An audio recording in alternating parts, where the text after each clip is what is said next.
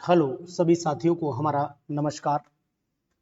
आज हम लोग पीजीटी केमिस्ट्री, चाहे वो किसी भी स्टेट का हो, उसमें एक बहुत इंपॉर्टेंट टॉपिक है जिसका नाम है पीडीआई, पॉली डिस्पर्सिटी इंडेक्स बोला जाता है इसको।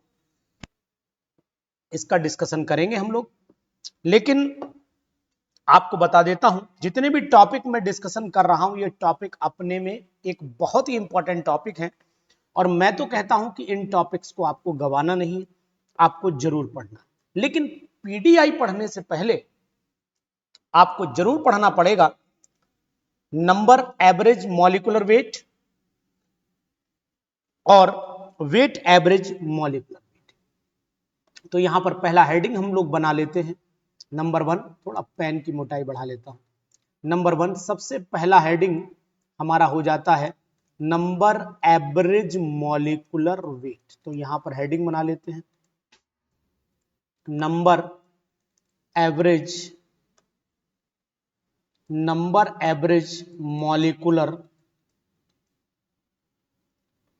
Molecular weight. ठीक है ना। इसको रिप्रेजेंट कैसे करते हैं? रिप्रेजेंट करते हैं एम एन और ऊपर डैश लगा देते हैं इस तरीके से, और इस पूरे को हम लोग इस तरीके से बॉक्स में बंद कर देते हैं। बहुत ही इंपॉर्टेंट है और आपको पता भी होगा, यहां मुझे बताना नहीं है, आपको ऑलरेडी ये बातें कुछ पता होंगी। तो इनमें हम लोग एक काम ये कर लेते हैं कि बहुत अच्छे से इसको समझने की पूरी कोशिश करेंगे कि आखिरकार ये नंबर एवरेज मॉलिक्यूलर वेट होता क्या है। अब नंबर एवरेज मॉलिक्यूलर वेट आपको समझने के लिए मैं तो कहता हूं बहुत बुद्धिमान की जरूरत नहीं है, ये बहुत अब सिंपल वे में आप समझते हुए चले जाओगे। अब नंबर एवरेज मॉलिक्यूलर वेट कह क्या रहा है वो चीज हम लोग समझते हैं। देखिए, आपको सबसे पहले डेफिनेशन भी पता रहे, क्योंकि ट्रू फॉल्स में डेफिनेशन भी आ जाती है।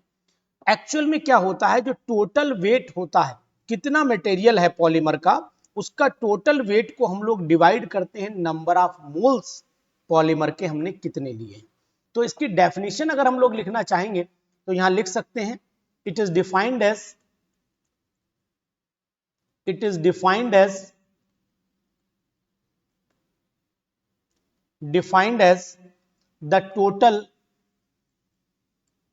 the total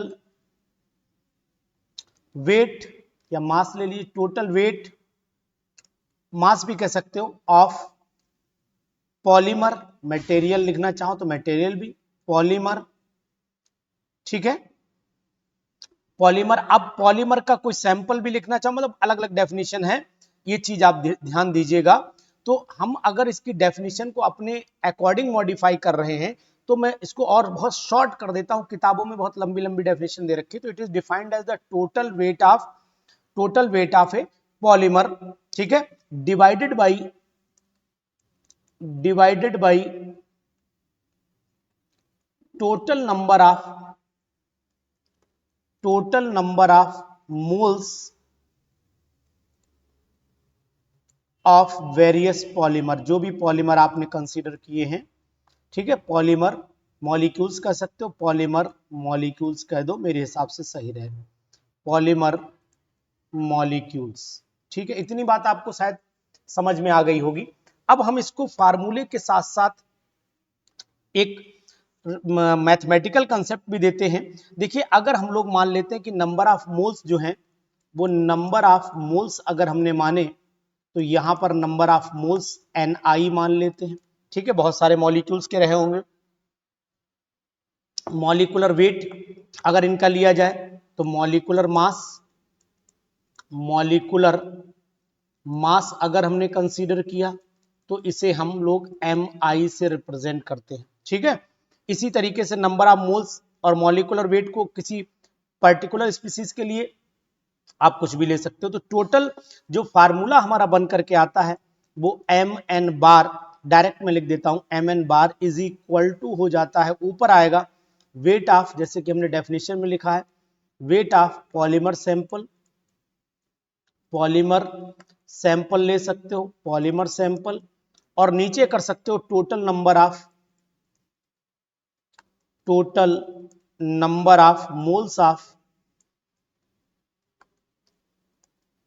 वेरियस, जो हमने डेफिनेशन लिखी है, various molecules present, various molecules लिख दो, वेरियस मॉलिक्यूल्स ऑफ पॉलीमर कर दो, ज्यादा बेटर रहेगा, बस ठीक है। तो एक्चुअल में होता क्या, हम लोग डेफिनेशन और ये सब अपने ढंग से इसलिए मॉडिफाई करने में ज्यादा विश्वास रखते हैं क्योंकि वही डेफिनेशन हमारे पर्टिकुलर एग्जामिनेशन में काम आएगी, वो इसलिए हम ज्यादा यूज करते हैं। तो इस चीज का भी ध्यान दीजिए आप, ठीक है। तो हमने ये एक यहाँ पर फार्मूला बना लिया, बहुत ही इंपॉर्टेंट है, इस फार्मूले को नोट डाउन कर लीजिए, ये आपके काम आएगा। अब अगर आपसे पूछा जाए कि इसको भी मैथमेटिकली कैसे रिप्रेजेंट करेंगे, तो वो भी आपको जानकारी हो जानी चाहिए। यहां पर हम लिख सकते हैं M N bar is equal to sigma, ठीक है, सिग्मा ले सकते हैं, यहां पर एन आई और एम आई ले सकते हैं, ठीक है, एन आई एम आई ले सकते हैं, नीचे सिग्मा, और यहां पर आप नंबर चाहिए तो यहां नंबर, यहां आई भी लगा लो, यहां भी आई लगा लो, तब भी हमें कोई दिक्कत नहीं है। इस तरीके से हम लोग ये अर्थमेटिक मीन भी निकाल सकते हैं। अब बात आती है कि हम लोग इसका एवरेज मॉलिक्यूलर वेट, यानी कि वेट एवरेज मॉलिक्यूलर वेट कैसे निकालेंगे। ये तो हो गया हमारा नंबर एवरेज मॉलिक्यूलर, ये देखिए नंबर एवरेज मॉलिक्यूलर वेट। अब हमारा दूसरा टॉपिक आ जाता है, दूसरा टॉपिक आ जाता है, इसी के नीचे इसे भी पढ़ाना है, लगा हुआ है टॉपिक, उसको भी हम लोग डिफाइन कर लेते हैं, हेडिंग बना लेते हैं सेकंड वाली, जरा भाई पेन ऊपर चलो लल्ला, ठीक है, ये वेरी गुड। अब यहां पर हम लोग आ जाते हैं, यहां पर हेडिंग बना देता हूं मैं वेट एवरेज मॉलिक्यूलर वेट, ये सेकंड हेडिंग हो जाएगा हमारा, weight average, weight average molecular weight, weight average molecular weight, बहुत ही इंपॉर्टेंट टॉपिक है और इसको पढ़ना भी चाहिए। इसको हम लोग जो रिप्रेजेंट करते हैं, वहां पर एम बार नीचे एन लगाया था, यहां पर डब्ल्यू लगा लेते हैं, ठीक है, इस तरीके से इसको भी रिप्रेजेंट कर देते हैं और इसको भी हम लोग थोड़ा हाईलाइट कर दें, दिखता रहे, जिससे कि हमको जानकारी मिले। अब इसमें क्या है, इसमें भी वही है, टोटल कंट्रीब्यूशन जितने भी मॉलिक्यूल्स का है, जितने भी पॉलीमर के मॉलिक्यूल्स का है, उनको टोटल मॉलिक्यूलर मास से डिवाइड कर देना है। तो इसको भी डिफाइन अगर करना पड़ेगा तो डिफाइन कर सकते हैं, तो यहां लिख देते हैं, it is defined as, it is defined as the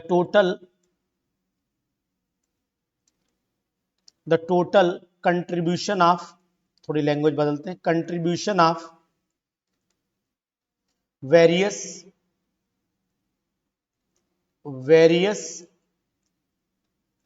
wait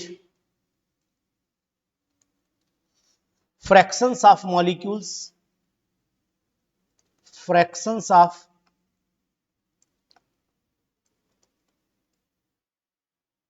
molecules, ठीक है ना, सही रहेगा, towards the total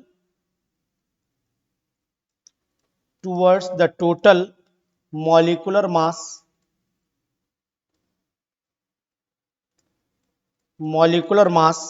of polymeric sample, of polymeric sample। तो भैया अब मैं आपसे ये कहूंगा कि ये बहुत ही इंपॉर्टेंट है। क्यों इंपॉर्टेंट है? क्योंकि इसी से हम लोग रेशियो और पीडीआई तक पहुंचेंगे। यहां पर भी वही कंडीशन आ जाती है, मास कंसीडर करेंगे और नीचे टोटल मास कंसीडर करेंगे। तो यहां पर हम एम डब्ल्यू डायरेक्ट फार्मूला लिख देते हैं, एम बार नीचे W is equal to sigma, अगर चाहो सिग्मा डायरेक्ट वाला ना लिखो तो एक स्टेप और कम कर लो और उसमें लिख सकते हो, ध्यान दीजिएगा, एन आई और यहां पर M I multiplied by M I से मल्टीप्लाई कर दीजिएगा, नीचे लाइएगा सिग्मा एन आई और यहां पर एम आई ले आइएगा, ठीक है। इसी तरीके से आप यहां पर अगर ना एन आई डायरेक्ट लिखना ना चाहो तो यहाँ 1 2 करके फिर मल्टीप्लाई करके लास्ट में आप लिख देना।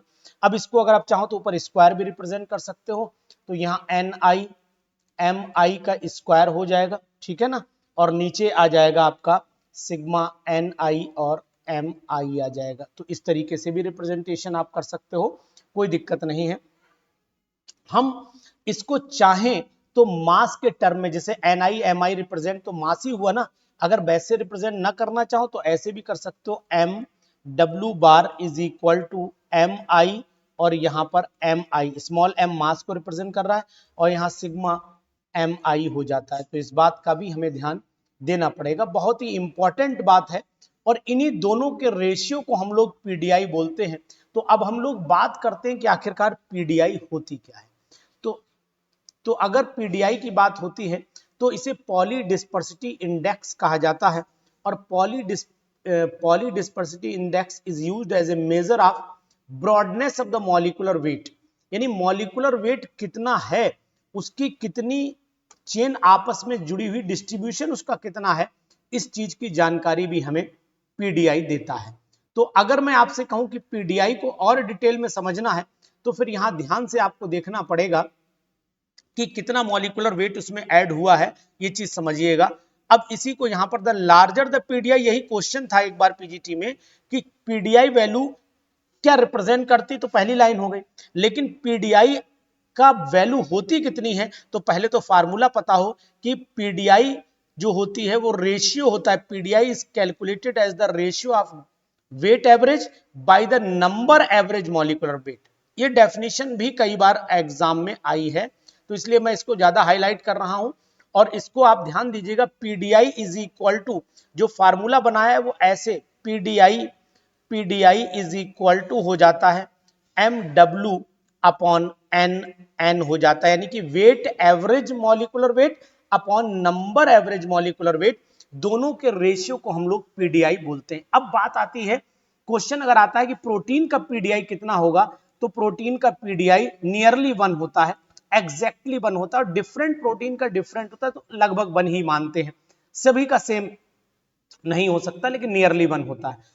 अगर हम लोग सिंथेटिक पॉलीमर का कंसीडर करते हैं, अभी बात आती है, तो ये थोड़ा नियरली, मैंने एक वर्ड नियरली यूज किया, तो पीडीआई इनकी 1.02 से 1.10 तक होती है, इस बात का भी ध्यान देना पड़ेगा। और स्टेप ग्रोथ पॉलीमराइजेशन है तो उसमें लगभग 2 के आसपास आएगी, और चेन ग्रोथ में जो आएगी वो लगभग 1.5 से 2 तक आएगी, 20 तक जाएगी।